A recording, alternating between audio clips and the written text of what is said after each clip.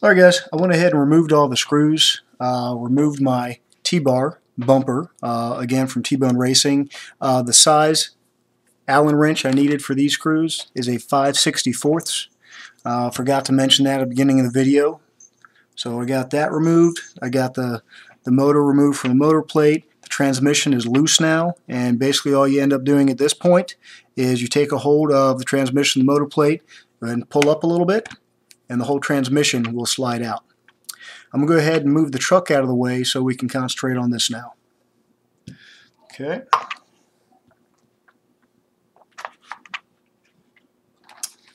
Okay. From here, you'll notice there are 4 screws on the transmission. Okay, you've got one shorter one and then 3 long ones that hold onto the motor plate. So we go ahead and remove those. I went ahead and loosened them before I started the video here to make it quicker.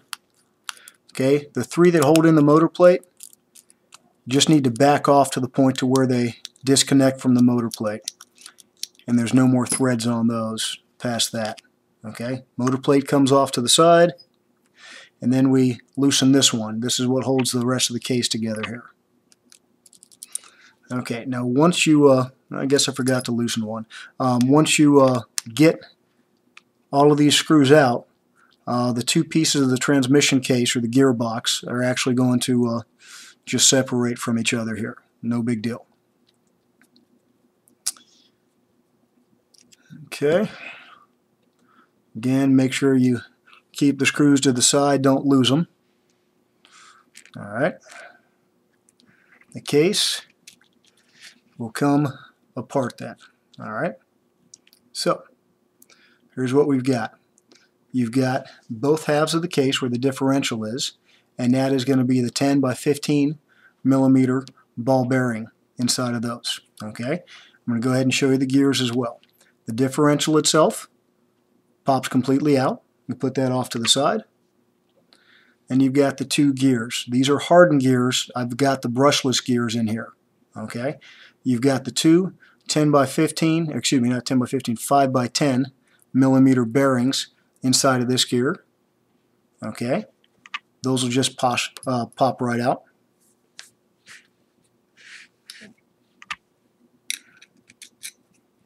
Alright. Keep that off to the side.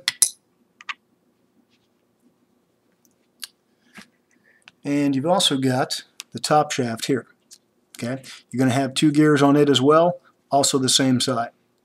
They're going to be 5 by 10 millimeter, so we're going to take those off as well. Okay, to get the gear out of the transmission box, you can use a flathead and just kind of pry a little bit on the side, and the bearing will come right loose. Same thing on the opposite side. Just a little bit of pressure on the inside of the ring, and you should be able to pop it right out. Okay.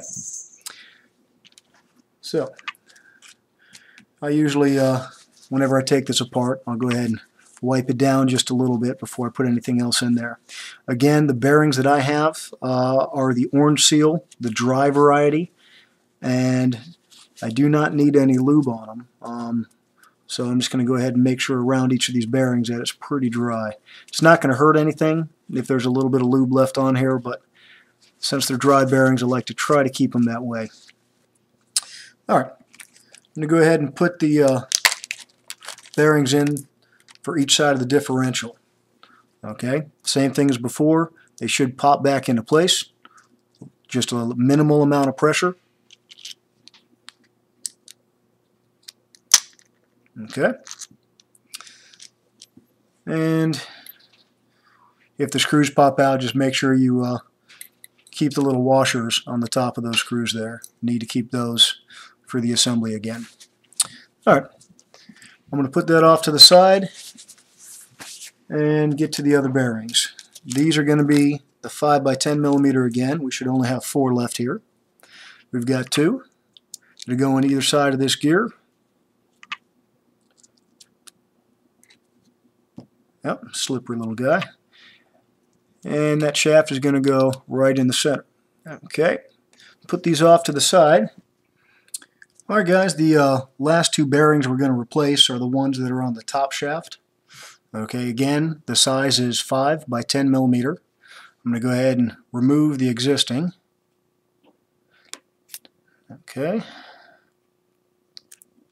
Alright, one thing to note on these is either side of the gear, the top shaft gear here, is going to have a tiny little washer for spacing on the bearings. You're going to want to keep that in place. So make sure you keep them handy if they fall off. Okay. Alright. So if you notice here on the top shaft, this is the brushless version. They actually have a pin that goes through the shaft and that actually seats in the gear itself. Okay, so the washer here will keep the bearing just off of the gear, which is what you want, and the same thing on the other side. Okay, I'm going to go ahead and just slide on the new bearings. Try to make sure you keep them straight as you put them on. They'll give you a little easier time going on. This is a tight fit though. And same thing on the back. Try to keep it straight. Okay, once you get it back together, obviously make sure that pin is seated in the gear correctly. And then you've got all your pieces to put your transmission and differential back in your gearbox. Alright, first thing we can do, doesn't really matter what side you want to do. You could do either side. I usually start with the side that's got the hole in it for the top shaft. Okay, go ahead and slide that through. The bearing's going to sit right down in the case itself. Okay, take your secondary gear here, make sure they match up. Drop it down, make sure the bearings are seated all the way. Make sure you have your other 10 by 15 bearing already in there. Drop your differential in. Make sure, again, the gears mesh up nicely. And then you could go ahead and put the case back on.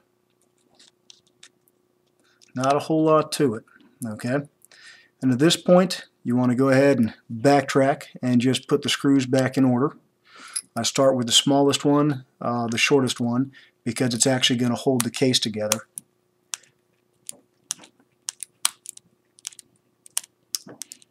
And then at this point, you'll go ahead and put the 3 long screws that go all the way through.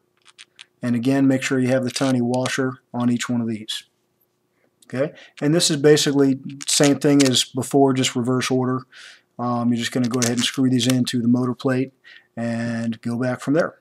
I'm going to go ahead and do that, and then I'll show you the process of putting it back together pretty quick.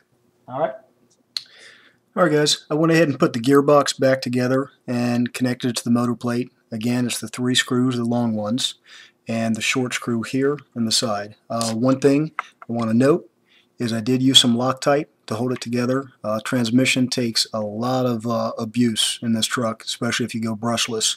So make sure that you use a little Loctite if you have it. If not, you can use a little nail polish and a pinch on the screws. It'll kind of keep them in place a little better. Alright, from here I'm just going to go ahead and reassemble the truck and get it going again. So we'll have a new truck with a complete new set of bearings. Alright, transmission pops in place. Basically, there's the gearbox, the flat part of the bottom of the gearbox. There's a little indentation at the bottom of the truck here. You put that down first, push down, the bottom of the truck flexes, and then it lines back up again. At this point, you're just going to go ahead and reverse the procedure from before. We'll put in the 2 screws up top here, and then I'm going to go ahead and reconnect my motor plate, motor guard. It's back here. Also, I'm going to reconnect my T-bar, which is the back bumper as well. And I'm going to go ahead and get that part done, and then I'll show you putting the CV shafts back on in just a minute here. Alright guys, went ahead and got the transmission and gearbox mounted back on the truck with the rear bumper, and in this case my T-bar from T-Bone Racing. I'm going to go ahead and put the slipper clutch back together again here. First step on brushless is the rear plate. Okay, and the shaft is actually notched, and both of the slipper plates have a notch in them as well. So you have to use their slipper if you're going to use this setup here. Alright, I went ahead and put back on my 32 pitch spur gear upgrade. Go ahead and put on the front part of the slipper plate here. Alright, and in my case, since everybody is still out of the part number I need, which is going to be the Duratrax slipper clutch or slipper spring assembly for the Brushless EXT2. Went ahead and came up with another version that I could use. This is a 5mm lock nut. Went ahead and found a washer, a bushing, and a tension spring to fit. So this works for the time being till the other part comes in. Okay, I'm going to go ahead and tighten that down, put my pinion back on, mesh everything up together again. Then I'm going to go ahead and install the CV shafts, rear wheels, and that should be about it for today. So I'll be back with you in just a minute. Okay, just about at the last step here. I'm going to go ahead and place the CV shaft in. I've got the pinion and the spur gear meshed up. Alright, I went ahead and put the CV shaft and the other rear wheel on the opposite side. So all I have left is this one here. Go ahead and place the end of the shaft in the differential cup, and actually we'll place the place the shaft in the wheel hub first. Then we'll go ahead and pull it up to get into the differential cup. At this point, all you need to do to keep it in place is bring your turnbuckle back down, make sure it sits on that cup well, and you should be able to just snap it right back in. Okay. At this point, you'll notice again you've got the pin, and you've also got a tiny little washer. Alright, so we slide the washer on. This is a spacer for the pin, and then you go ahead and you'll put the pin back in, and then the rear wheel on. That's going to take me a second with the needle nose here, so I'll go ahead and stop the tape, and we'll get going from there. I'll show you what the finished product is here in just a minute. Thanks. Alright guys, just a quick recap. Here is the assembled truck. This again is a Duratrax Evader EXT2. I've got it set up as a brushless. We went ahead and replaced all the stock bearings with ceramic today. We had two 3/16 by 3/8 inch in each of the front wheels, so a total of 4. We had the rear wheel hubs. Each of the hubs back here had two 5 by 10mm bearings. We also had the differential, the gearbox, and the transmission assembly here.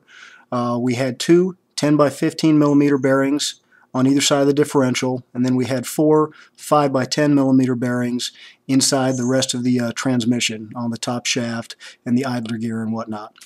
Went ahead and swapped all those out to full set of ceramic bearings from Boca bearings, and here is the finished product. Obviously, can't take it out and test it right this second. It's a little dark out, but I will be making some test runs soon. But the installation is fully complete, and I can't wait to run this thing. Thanks for watching, guys. Hope you enjoy.